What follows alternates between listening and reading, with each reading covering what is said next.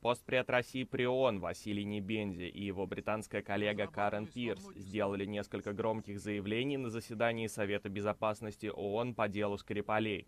Дипломаты искали виновного и обменивались красочными сравнениями. Россия вновь заявила о своей невиновности и предупредила об опасных последствиях ситуации.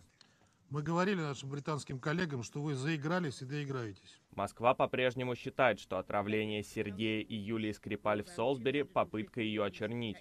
Это скоординированная, хорошо заранее подготовленная кампания. Она не случайна. Основная цель понятна. Дискредитировать или даже делегитимизировать Россию. Постпред Великобритании при ООН Карен Пирс, в свою очередь, раскритиковала действия России. Господин председатель, на это совместное расследование можно смотреть с разных сторон. Я думаю, что метафора, которая подходит к ситуации больше всего, о поджигателе, который стал пожарным. Но в этом случае поджигатель хочет расследовать устроенный им же пожар. Сергей и Юлия Скрипаль остаются в больнице в Великобритании. Состояние бывшего разведчика оценивают как критическое. Его дочь быстро идет на поправку. В четверг вечером она сделала короткое заявление, в котором назвала произошедший с ней и ее отцом эпизод сбивающим с толку.